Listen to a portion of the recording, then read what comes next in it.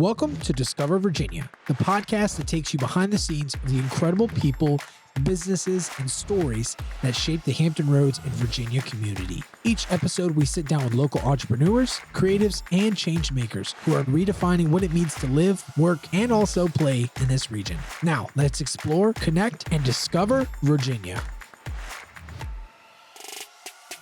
Hello, everyone. Welcome back to the Discover Virginia podcast. Today on our show, we have joining us Dr. Ashlie Gibbs, PhD. Dr. Ashlie, welcome to the podcast. Thank you so much for having me. I am really excited for this episode. I know I say that almost every episode, but this one too, because we're starting to have some crossover guests on our show, which is really cool.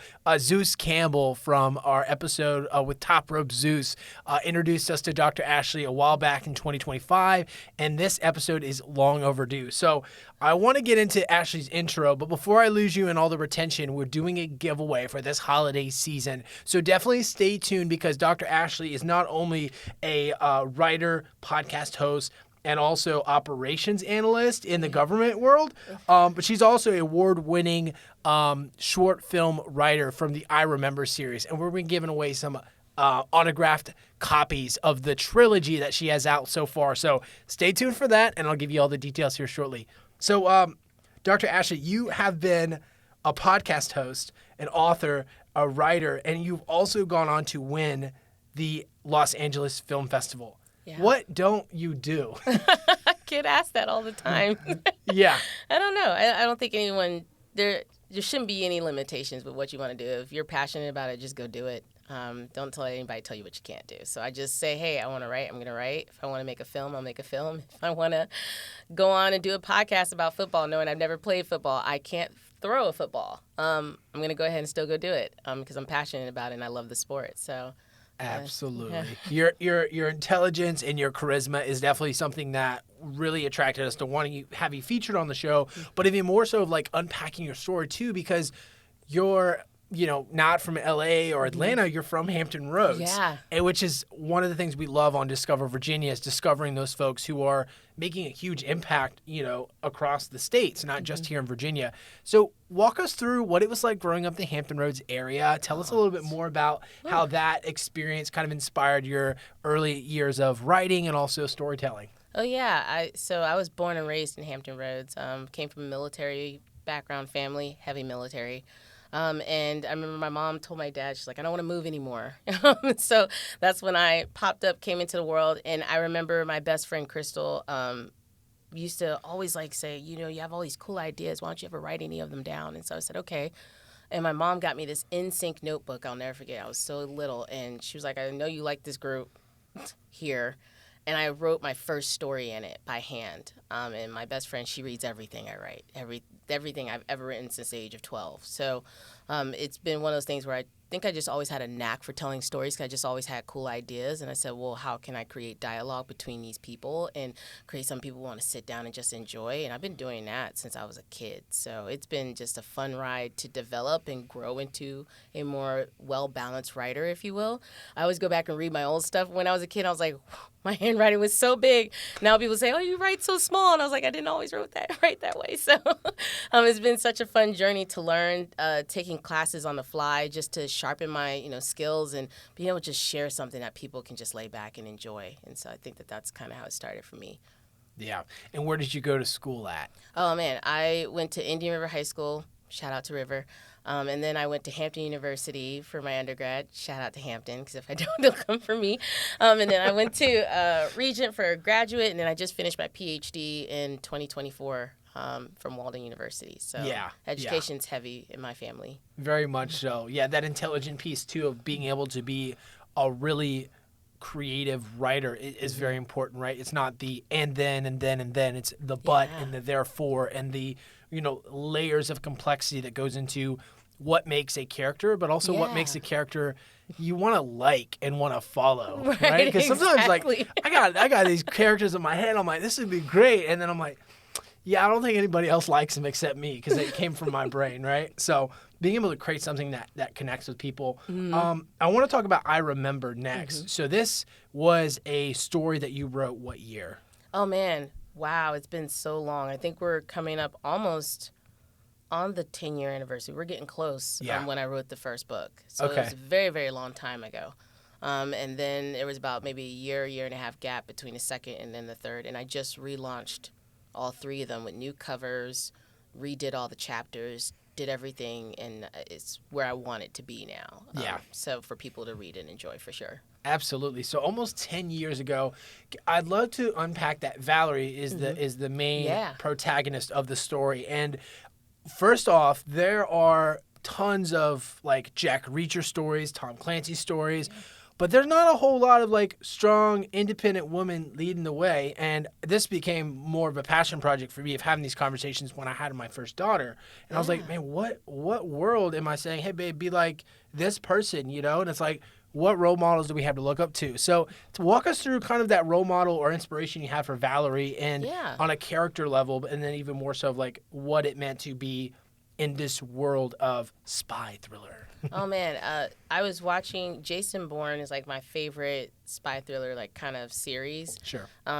Just obsessed with it. And I was just like, why is there no female leads? I keep watching all these movies where the female has to like, run behind the guy the entire time and he's the one with all the skills. And I said, okay, we'll develop the character, create it, Ashlie. So I went and I created it. I partnered with a friend at the time. I didn't know he was a Navy SEAL till he told me halfway through. He just started answering all my questions.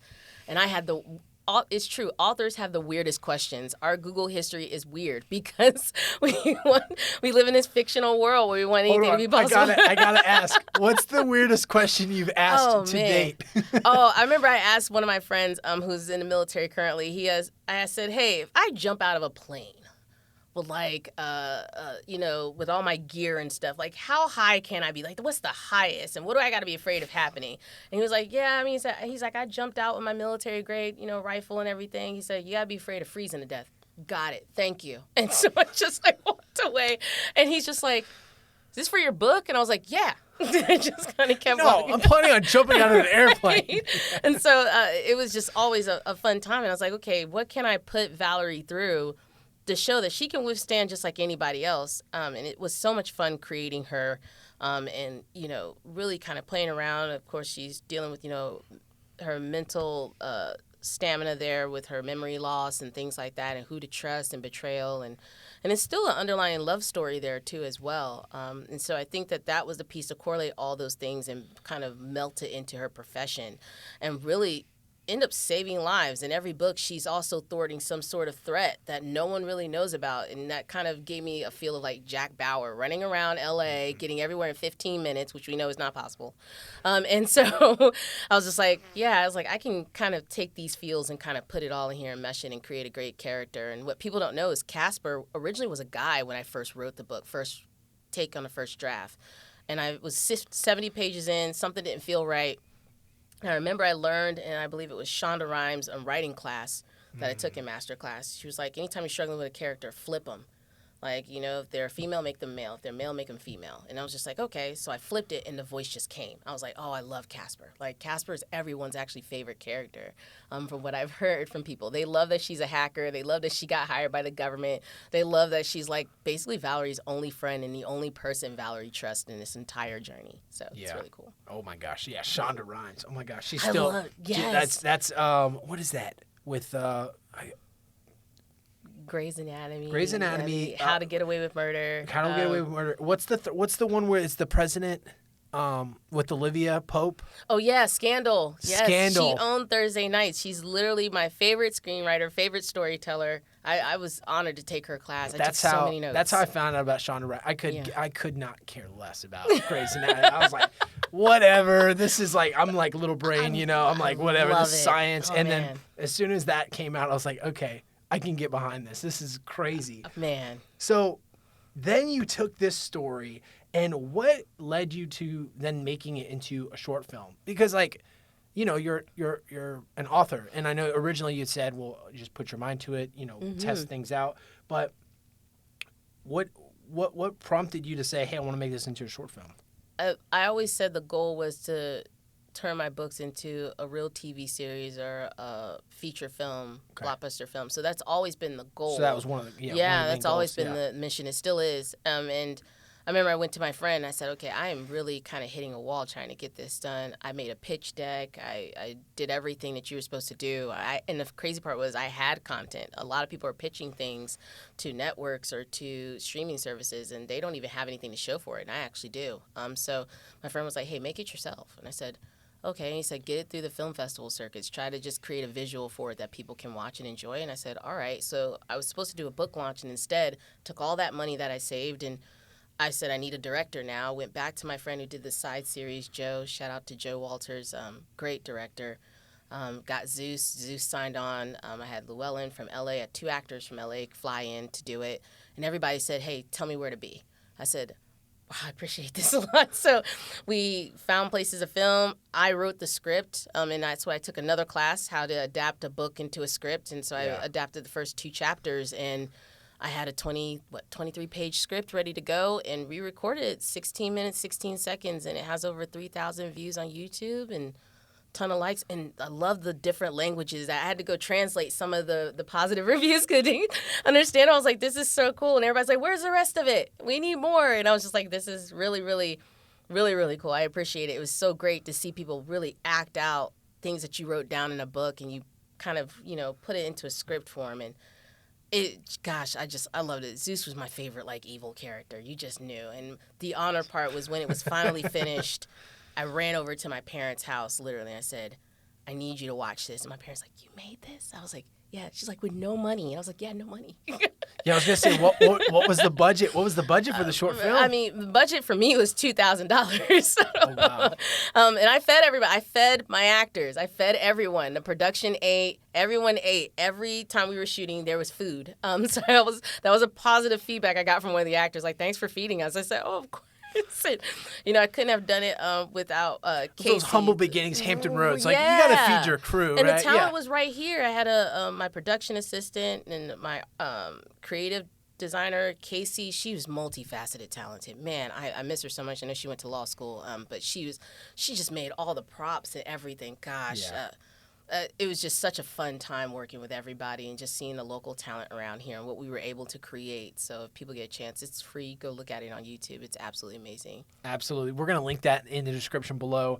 Another thing, too, so where did you film at? We filmed it right here. Right here in Hampton Roads? Right here in Hampton Roads. Okay. Yeah. What was your most favorite place to film, and then what was the most challenging place to film at? My favorite is also the most challenging.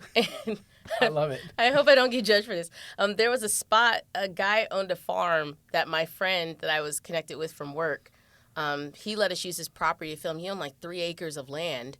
Didn't know it was a cotton field. But it was kind of cool when we got out there because I've never been on one. I've never seen one before. So I've seen it, but you never actually seen it. And the part was we were out there at 3 a.m. because, call time. And we didn't know until the sun came up. But I remember we were in one spot trying to find the best place to shoot. And we started hearing these creaking noises and stuff, and we just all took off. Right, we're like, we're not filming over there. But yeah, so the first shot of that aerial scene that Joe did with the drone, it was so cool because that was actually in a car. I didn't know he had a gun field. But I will say this. It worked for the scenery, I guess. But I will say this: driving a golf cart around at 4:00 in the morning was the most challenging, but the most fun. And I have a video I shared on my page on YouTube where I went behind the scenes, and my best friend's in the car with me, and I'm just driving. And she was like, "You need to slow down. We can't see anything." I was like, "We got to get to the other side of the farm." And it's 3 acres. We're not going slow. Right? Nobody else is here. Oh, man. It was just, shout out to that man for letting us even use his property. He has so many different, it was like a different scene on every part of the property. So what you're looking at is one whole property, but we shot in so many different areas. He had this kind of wannabe junkyard almost. And we shot there where they kind of met up, got everything loaded, put on all their gear. And then we did the aerial shot where he had kind of a barn. And that's where you see kind of the land, the grass and everything. And so it was really cool to go from kind of evening to or morning dusk to kind of, morning time, 10, 9 a.m. So it's really cool. Wow. What an incredible story and also journey through taking that short film, taking it to the Las Vegas Film Festival, winning the Los Angeles Film Festival, and then becoming a contender for the World Class Film Festival. I mean, that's bigger than the Richmond Film Festival, right? That's huge. And I didn't get into that one. Well, good. I mean, I've heard from like local directors and stuff. They're like, you need to just go to the LA Film Festival. Like, if you're serious about it. I was actually really honored. I remember when I set out on that journey, I talked to a few friends that have been through the film festival circuit. I'm always about, let me go talk to people who've already done it. Yeah. And they were like, hey, just be prepared. So smart. They're like, just be prepared. You probably won't get in, but still just put your best out there. I was like, okay.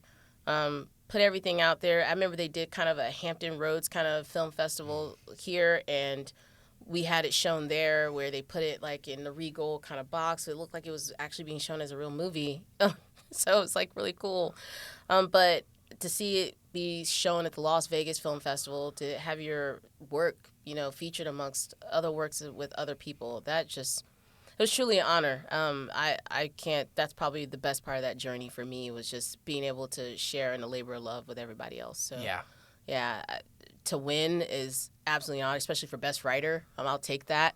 Now it's a trilogy, right? Right. And so it's like, hey, we did this. The goal doesn't stop. The work doesn't stop. To one day, hopefully, people can go click on their streaming service and go, watch it on a whole bigger and higher level. So actually, I want to ask, when you did get it up on the quote silver screen, right, for the contest, what did that viewing experience provide for you as far as a framework or maybe inspiration to then writing the next 2 books and now the 4th one, which is coming out in a bookstore near you? It's so funny because the 2 books, the number 2, number 3 were already written. They had already been written. Yeah. Okay. So, but it was really cool because to see people's reaction and then say, wait, this is a book. And I was like, yeah. And I did a good job of not using the whole book. I only used like the first chapter and part of the second. Right. And so I just thought that was just, I was more so, when I was in the theater, I was looking at other people's reaction. I really wasn't paying attention. I've watched it like 20 times. But to see people be like, and then to come up to you at the end and be like, hey, that was really good. I was like, hey, thank you. Like, people you don't know, that's what really matters most to me, is that they enjoyed it. And I wish I had more to give them because they're asking for it. But that for me was the biggest kicker. And to have it shown in other countries, like Mexico, was absolutely phenomenal to know that, we were a finalist. And that meant it was shown on the screen for all these other people to watch in a whole nother language. Absolutely amazing. Wow. Well, Dr. Ashlie, I definitely want to give folks a chance, an opportunity to read this book. So we're going to be doing a giveaway. When this airs, it's going to be the holiday season. So definitely, if you see in this clip now, go ahead and start sharing this on your feed. Tag Dr. Ashlie in the comments. That's Dr. Ashlie Gibbs, PhD, on Instagram. And we're going to be giving away a signed copy of the whole trilogy set. Courtesy of Discover Virginia, courtesy of Dr. Ashlie. And we want to give folks a chance to read it. And of course, as you are checking it out, go ahead and buy a copy as well to support the work that Ashley's doing, because we need more stories like these, and we need more opportunity to highlight Hampton Roads. So without any further ado, go check out the book. And Ashlie, ready to dive into our next section? Yeah, let's do it. All right. So when it comes to your work as an author, you've kind of led that to, explore and try out new things. And one of the things that you spoke on earlier is one of your first podcasts you did that really made a huge impact, and that was the Not Your Average Cheerleader podcast. So I wanted to maybe touch on that, as well as highlight the hallmark that you had there with being one of the top 25% sports podcasts without a producer, without a manager, or a sponsor. Why did you start this podcast? What inspired you to do this? Shout out again to Crystal, wherever you are, my best friend. She clearly is like the catalyst for a lot of the reasons why people have stuff today to look at, read and listen to. I remember it was during the pandemic, and I was talking to her about football, and she said, hey, I don't watch football. You should do a podcast. Somebody out there will listen to you. And I was like, oh, okay. And my friend Curtis, shout out to him, he gave me my first microphone. And I went from there. I got behind my desk, turned on everything, used GarageBand. And, you learn from your first to second episode, but it got better and, invested in just better sound quality. And I was like, cool, I can do this. And people started to pick it up. And I was like, oh, this is really cool. I can really talk about just what I say to my family and friends all day. and just make the episodes themed. And I'll even predict some of the games that I thought who was going to win and things like that. So it was always a good time. For me, that was just a good pastime. It was lots of fun. Yeah. I love NFL. I just love football. What's your go-to team? 49ers faithful. 49ers faithful. That's Alrighty. right. Hey, that's right. Nothing wrong with that. If you said the Dolphins or something silly like that, then we'd have to give you flack. But no. 49ers faithful. What's your like second team, like the one you go, okay, I can respect this team, but also like I'm not going to cheer for them? No, so I respect the Eagles. The Eagles. Okay. I respect the Eagles. I was cheering for them in the Super Bowl. Sure. It's because I was just tired of Kansas City winning. Shout out to all the fans out there. I was probably feeling like every fan felt when the Patriots were the dynasty winning all the time. Sure. But yeah, the Eagles have my respect. Especially Jalen Hurts. They said you couldn't throw, and you proved that wrong during the Super Bowl. So, shout out to him for that. Oh my gosh! Well, I love that because it's not your average cheerleader, because I think you spent a lot of time. I haven't had a chance to listen to all the episodes, but definitely go check it out because you took a perspective of learning about the different players, the things in the off season, the injuries, the stuff that doesn't necessarily get covered on ESPN, which is a different take as well. During your 5 years growing that to one of the top 25% podcasts, what did you learn on the sports side that gave you a newfound appreciation for the game in general? I think also to the name. Crystal came up with the name. I did not. Shout out to Crystal. Shout out to Crystal. I did not create that name. But I learned a lot about just what they go through with injury recovery, the training that they have to go through to just prepare for the seasons, the one that really want to break out and really, bring something back to the team. The off season is just as important as the regular season. And I had a newfound respect for those guys. I mean, I wasn't stalking anybody, but I had to go watch their page. What training were they doing? Like watching it's for research. For research, right? Yeah. To watch Derrick Henry with all the weights on, I was like, oh my gosh, like I can't. Why is he doing this? And to get the trainers like interviews and how they eat, things like that. Like what you do in the off season really plays a huge factor in how well you perform going into the regular season. And I had a newfound respect for every player. With that, on top of giving back, I remember. When I was kind of looking at Kirk Cousins, for example, and watching Hard Knocks, I just love that he would answer letters from fans and write them back or send them, signed memorabilia and stuff like that. So I just really respect what they do for their own communities, and I loved highlighting that in the episode when we take the helmet off. Who is this person in their own community? And that was really a fun episode for me to do, to go look at different foundations that they have, things like that. Yeah. Wow. It's the love of the game, the love of the sport, but also like, I love that phrase, what you do in the off season is just as much as important as you do on season as well, which I think is a good hallmark to life, and also the way we conduct ourselves and write books and do podcasts, right? Right. My friend always says you don't have to get ready if you stay ready. On the technical side, on the podcast technical side, what was one of the biggest takeaways you learned during those 5 years to growing a channel and having a podcast? Just be authentic and just let the audio flow. It's very rare that I cut my audio up. Everything, when people listen to it, it's flowing from start to finish. Yeah. Unless there's an interruption. Other than that, that's me talking. And I had to have notes. Unless I went on a rant, I had notes. And there's times I had notes and I wanted to go on a rant because I couldn't stand the way the games went. But fans, they loved it. I found my rant episodes sometimes did better than my more structured episodes with notes. So I was just like, hey, Ashlie, just keep it 100. So I stopped being too detailed with the notes and kind of just created topics and just made sure I had the statistics and stuff in there and just flowed with it. Absolutely. Yeah.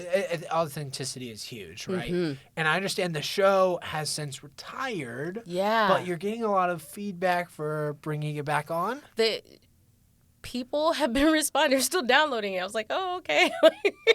And it made me feel like, the reviews of, hey, are you going to bring this back? I got asked the other day if I was going to bring it back. And I was just like, it's hard to run 2 podcasts. I don't have the bandwidth because, again, all that you hear and all that you see, I do that by myself. I don't have a team or a representation of any kind. I'm a one-woman show. So it's very difficult, but I'm so glad they're enjoying it. Who knows, maybe able to come back and just do some specialty episodes or something like that for the listeners. And you still watch the game, right? Oh, 1,000% still watch the game. So who's coming up in the 2026 season?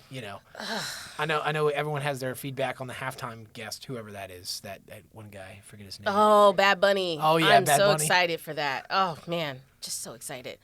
But Me looking to Michael shows how much I watch football and sports. Yeah. oh, I loved it. I loved Kendrick Lamar. I used to go back and actually on YouTube and watch all the past halftime shows. I have my favorites, and I just feel like this is gonna be just phenomenal what they're gonna do because there's no limitations. Like just all the glitz, all the glamour, all the cool performances. It's a performance. It's right? a performance. Yeah, it's a show. It's not just a concert, right? Right. Yeah. It's a 12-minute roughly show, and 12 is actually stretching it a little bit. They don't really get that much time, but I'm hoping the 49ers go all the way. I'm hoping for a rematch against Kansas City. My dad, we have all different favorite teams in the house. So really? Yes, so the Okay. trash talk is on another level. Oh my gosh. And every time my dad's team loses, my sister plays that song, "'Cause you had a bad day. You take it." Yeah. And it's so funny. Rub the salt in that wound. Oh, man. What's your dad's team? Kansas City. Kansas City. Yeah. And my sister's Dallas Cowboys. So we're just all mixed up. But I'm hoping 49ers. I'm just hoping we go all the way. We got what it takes. Alrighty, We got what it 49ers. takes. Man. Yeah, and for those of you football fans out there, what's your favorite team? Who do you think is going to win this 2026 season? Let us know in the comments below, and let's start the banter in the chat. Like, vote 49ers. 49ers, Eagles, Dallas Cowgirls. I don't know. We'll see. We'll see. Alrighty. I can say that because I'm from Texas. Okay. Ashlie, I want to touch on your second podcast next. And yes, I'm going to use the P word, the politics word. But you have just a tremendous amount of insight into the political field. You graduated with your master's, correct? Or Masters and PhD. master's and PhD in political science, correct? At Regent University or Hampton? Hampton was political science, my undergrad, but my graduate degree and my PhD are in law and public policy. So that's where public administration, that's where I got my expertise in. Yeah. And your show, Pardon My Politics, is a really refreshing show because there are several different, if you will, skewed or leaning politics perspective conversations that I think could definitely be more data-driven, more analytical based. And so that's what I loved about your show is your honest take, but also your experience. I think prior to recording, you were like, hey, back to when, Hillary Clinton was running for president and some other candidates as well. You're like, I'm just following the data here, right? Yeah. Tell us about that $1 million question theory that you have, or at least explanation you have to how a candidate can set themselves apart, especially in a gubernatorial, I think that's how you say it, race like this year. Oh, man. So I took campaign management and development in my graduate program, and I remember I was selected as the campaign leader, campaign manager. I don't know why they picked me, but they did. And I remember we were trying to really restructure a campaign for a special race that was going on. I think it was either Indiana or Idaho, one of those states, Indiana. And it was for a congressional representative there. And I said, let's look at the map was the biggest thing. And the fear was that she was going to split votes because her and her candidate are coming from the same viewpoints. And so I said, one thing she can do is she could go to where her candidate doesn't want to go, right? Go speak to those people, go speak to the voters, but you got to have answers to the hard questions. And you have to be prepared. And the $1 million question is the weak point of your campaign. What is the one thing that people know you could have did better and they're going to point to you for it or hold you responsible for it? You have to have a good answer to those voters for that. And if you don't, it can really hinder your entire campaign when you're doing this kind of work. And you have to give it to them straight, and you have to be prepared to let the voters sometimes ask you the questions. And I think, like I said, that's what got caught up in a few past presidential races that I've seen. Even with a great candidate, they just didn't have good answers to the tough questions. Yeah. So, Ashlie, I have to ask, from the political landscape, it definitely translates a lot into the business landscape as well. How does the elements of personal branding and marketing yourself really, what are the similarities and overlaps that exist from a political candidate side to also a business owner trying to market their business? I think it's where it crosses just where you stand for. I think that's really important. Usually when people are marketing or building their brand, they're pulling from at least a place of passion or at least a place of authenticity, right? My brand is who I am as a person and me as a runner, those kind of things that I just love doing. That's how I relate to everyday people just like myself. So when you're building your personal brand and you're incorporating any sort of political beliefs or theology into it of any kind, you want to make sure that you're authentic there, no matter what your viewpoint is, right? You just be honest with people. And that's why I said when I started my podcast, I'm like, hey, I'm not going to shy away from how I voted. I make it very more voter driven. And that's because I want people to understand how the political spectrum actually works, how the government works, how steps and processes work. How does that, relate to me, Ashlie, as a voter? How does that relate to me as a citizen? Or how does that relate to me as a taxpayer, right? So that's where I wanted to come from, so they leave with knowledge and go tell one other person, this is what I learned today, right? I did the reading so you don't have to, is what I always joke and say. And so I remember I almost got into a little tough. I was watching one of my favorite podcasts online. It's a sports one, and they were talking about just getting people registered to vote, right? And I remember someone in the comments said, the president role is just in general, just nothing but a political figurehead. And I said, I got time today. And so I did like this and got my little keyboard and I said, went down what the executive branch actually does and the powers that they have. And I said, I don't think that's a figurehead to you. He didn't answer me back. So I said, at the end of the day, but it made me realize how important it is for people to understand what they're voting for when you vote for these different roles on, the governor level, state level, federal level, things like that. So that's really what the focus of my podcast is. Sure. And I love your viewpoint, too, of just like the history and the data. So we had VPAP on last year. Shout out to the Virginia Public Access Project. But they do a lot of polling and information when it comes to who's contributing to the different campaigns. And I think a very data-centric conversation is helpful, especially in a very polarizing conversation like politics. It's just like, hey, let's just find some facts and figures we can agree on, because if we go here to religion or free choice or vaccines, we know we're gonna get triggered here. So okay, let's take a step back and identify what that common ground might look like. And I think data is always important. I know right now there's a wave on social media of, they call it, I guess, anti-intellectualism. Sure. Or it could be phrased as disinformation, right? Disinformation, there's right? Competing, the algorithm has different information that's competing. Exactly. Yeah. And I think the biggest portion of that, in my opinion, is the data is important. And there's a reason why it's done so many different ways. When I got my PhD, I had to make sure I explained to people. I said, we had to go to an internal review board to get our research approved, no matter what type of research it was. And we had to talk about the positive social impact it would have, meaning that there's a reason, there's a need for this. And so the whole point is to be unbiased. You have to let the data go where it's supposed to go. And that's why I respect so many different organizational groups that do that polling. That's their job, is to let it go where it's supposed to go, whether they agree with it or not. Right. And so I tell people, try not to negate the data. They're doing their part. I did my part when I did my research on the repeal of net neutrality, and that's what my scholarly published work is on. But yeah, I truly respect what the data tells us, and I don't ignore it at all when I talk about it. I try to leave my opinion out of my podcast as best as I can, but sometimes I can't help it. But I always like to kind of look at things from a leadership perspective, right? Sure. Because that's the best that you can do without, trying to lean one way or the other. Yeah. And I think the glaring obvious thing for me is someone might say, well, we can't even agree on the data. And I think it goes back a back step to leadership, right? And okay, well, we're going to be authentic, we're going to be transparent, and even if we don't have all the answers, we're going to share what we're passionate about and how that can make a different impact, whether that's for the local community. We have had wonderful conversations with Operation Smile about their work, Connect with a Wish about what they're doing for foster care as well. I'm start hyper local. Even if we can't figure out how to fix the U.S., let's figure out how to help our neighbors in Norfolk and Portsmouth get along better. Exactly. Right? Yeah, 1,000%. It's when I got behind running with asthma awareness and kind of really bringing more attention to what that data looks like, and high peak seasons for asthma. I think we just had asthma week is what it was called. I didn't even know that existed, where the pollen's so bad outside that it can trigger, for the most sensitive asthmatics, just an asthma attack in seconds. Yes. And so I loved researching that data. And by research, I mean you compare different sources and make sure those sources are valid.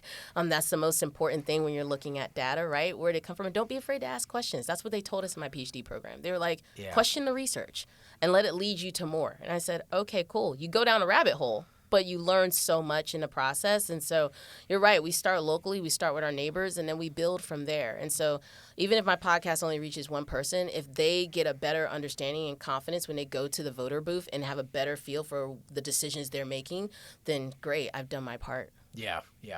And one other thing to note on that subject too, before we start to land this plane here, Ashlie, I'm a parent. Are you a parent as well? I am not.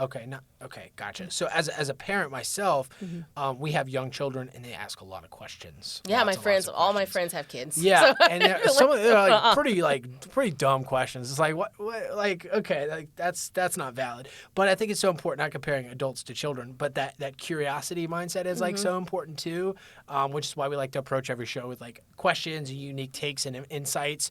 So yeah, that's just another thing of like, hey, be curious, ask good questions, and I think that helps lead and bring people together more so too, because we're authentic and we like hey, Joe doesn't know all the answers, like, but let's have a conversation to get there. And I think that's the most important. One can know a lot, one cannot know everything.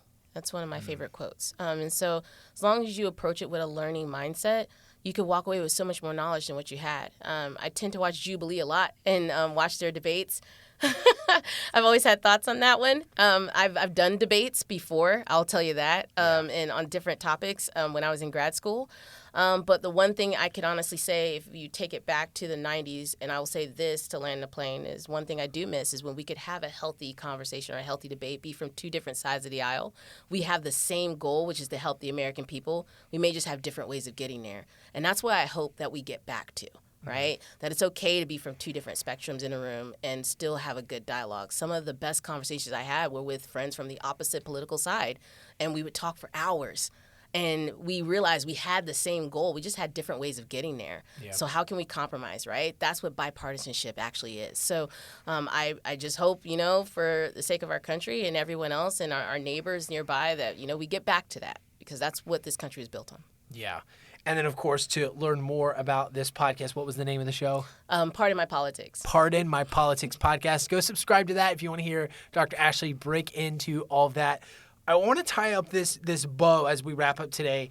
How has your academic background influenced your approach to writing in the spy world and also in podcasting in general? Oh, man, I think my background's influenced me more in my podcasts. I felt like I had this degree, I had this knowledge, and I always have thoughts when I hear people say certain things or so much more to add to the dialogue. And I was doing myself a disservice of not getting out there and putting information out there that I know for a fact because I studied it, I read it. I did my economic thesis in grad school on Obamacare, the Affordable Care Act, and I had to read a 200-page policy for that to write. It took 2 semesters to write there. Yeah, that was a monster. So, and my mom was like, it's time. And I said, you're right, it's time. I can't be afraid to step out and be able to have the conversations that, need to be had.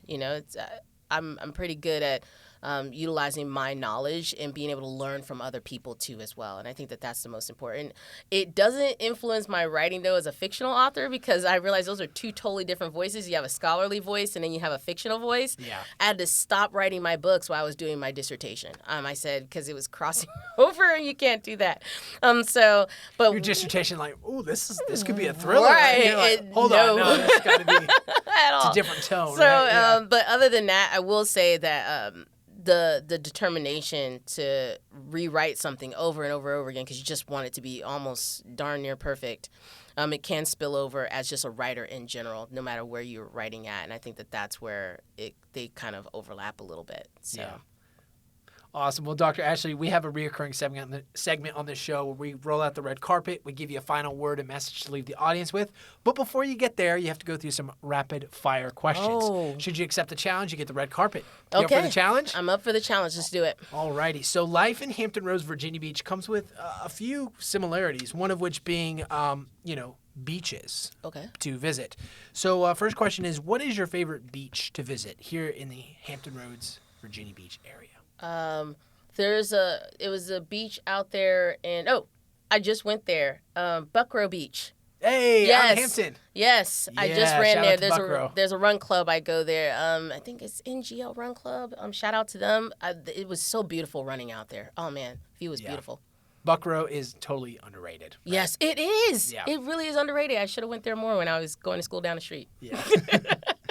When it comes to a night out here in the Hampton Roads area and someone's looking for maybe a nice dinner or a nice maybe date spot, where do you recommend folks check out and explore?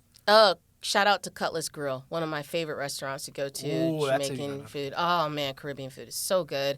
I just took my friend there. She was visiting in town, first time in Virginia. We had a ball there. Such a great time. Yeah, that's a really nice spot. And they do like live music sometimes on Wednesday evenings.